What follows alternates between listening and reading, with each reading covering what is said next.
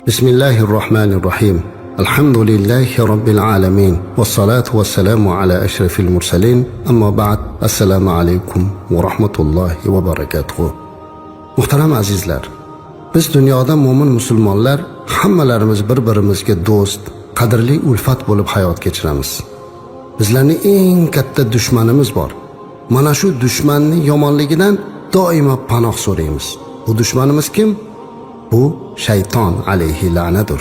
Alloh haq subhanahu va taolo Qur'oni Karimda shaytonni bizga aduvun mubin, u ochiq, ravshan dushmandir deb bayon qildi. U la'natlangandir. Shunday ekan biz uni dushman deb bilishimiz kerak. Lekin bir narsani doim yodimizda tutmoq kerak azizlar. Shayton bizning dushmanimiz. U badbaxt doimo bizni vasvasa qilishlikka, yo'ldan ozdirishlikka harakat qiladi. Biz uni yomonligidan qutulishga harakat qilib boramiz. Lekin shaytonning yomonligidan Allohning yordami bilangina qutulishligimizni esdan chiqarmaslik kerak. Shuning uchun ham doimo a'udhu billahi minash shaytonir rojim deymiz. La'natlangan shaytonning yomonligidan Allohim sendan panoh so'raymiz deb aytamiz. Agar Allohning yordamisiz biz shaytonni yenga olganimizda bu kalimani hojati bo'lmas edi. Holbuki Qur'oni Karimda Alloh azza va jalla o'zi agar sizlarni mana shunaqa shayton vasvasa qilayotgan bo'lsa, Allohga istioza ayting deb o'rgatgan. Shunday ekan biz shaytonning yomonligidan doimo himoyalanishligimiz uchun Allohdan yordam so'rab, o'zimiz qalbimiz bilan bunga harakat qilmoqimiz kerak. A'udhu billahi minash shaytonir rojim. Allohning la'natiga uchragan shaytonning yomonligidan panoh so'rayman. Alloh bizni uni yomonligidan saqlasin. Shayton doimo bizni qalbimizga kirishga harakat qiladi azizlar. Qalbimizga kiradigan darvozalarini topib o'sha darvoza orqali bizni ichimizga kirib oladi. Albatta shaytonda kiradigan joylari juda ham ko'p, lekin biz bugun eng kattalari haqida gaplashamiz. Eng birinchisi azizlar, g'azab va shahvat. Bu shaytonning asosiy darvozalaridan biri. Shu orqali bizni ichimizga, qalbimizga kirib olar ekan. G'azab bu aqlning kishandasi. Aqlni askari zaif bo'lsa, shaytonning askari kuchli bo'ladi. Demak, g'azab aqlni ketkizadi. Aql ketgandan keyin bizni askarimiz zaiflashib, shaytonning askari kuchayib ichimizga kirib bo'lar ekan. Shuning uchun eng birinchi biz g'azablanganimizda o'zimizni to'xtata olishimiz kerak. Payg'ambarimiz alayhisolatu vasallam mana shunga o'rgatganlar. Eng bahodir, eng pahlavon odam g'azabi kelganda g'azabini to'xtata oladigan odam. Mana bu odam haqiqiy bahodir hisoblanadi. Shuning uchun inson g'azab otiga minmaslik kerak. Inson g'azablanganda aqlini jilovlamay qoladi va u shayton uchun darvozani katta qilib ochib qo'yadi. Demak, g'azablangan mahalimizda bundan qutulish chorasini ko'rishimiz kerak. Ha azizlar, Payg'ambarimiz alayhi salatu vassalam doimo o'zlarini ushlagan edilar. G'azablari, jahllari o'z o'rnida kofirlarga nisbatan, janglarda dushmanga nisbatan bo'lgan, lekin mo'min musulmonlarga qanday ham mehribon zot edilar. Shunday ekan azizlar, shaytonning darvozasining eng kattasi bu g'azab. Ana bundan keyin shahvat. Shahvat azizlar, bu insonda ortiqcha bir narsaga qattiq berilishligi. Bu yandan ham saqlanish kerak. Shahvatdan ham o'zini tiya bilishligi, hamma narsani o'z me'yorida to'xtata bilishlik kerak.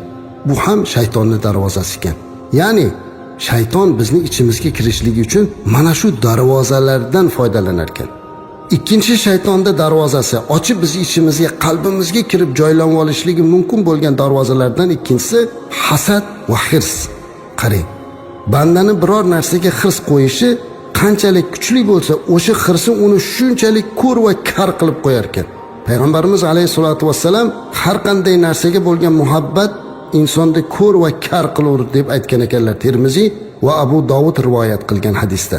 Bir narsaga ortiqcha hirs qo'yib yuborish, bir narsani o'ta yaxshi ko'rib yuborishlik insonni ko'zini kar va ko'r qilib qo'yar ekan. Shuning uchun har bir narsada o'rta miyona turishlikka harakat qilish kerak. Va yana bittasi hasad.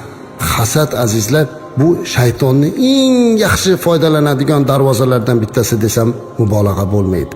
Chunki hasad bir mo'minni ikkinchi mo'minni yomon ko'rishlikka olib boradigan, unga bergan ne'matlarini ko'rib, u aslida mo'min bilan emas, Alloh haq azza va jalla bilan urushayotganini bilmay qoladi. Bir insonga Alloh chiroy berdi. Bir insonga Alloh martaba berdi, obro' berdi yoki pul berdi, dunyo berdi. Ya'ni bizda yo'q bo'lgan narsalarni berdi. Biz u odamni yomon ko'ramiz, hasad qilamiz.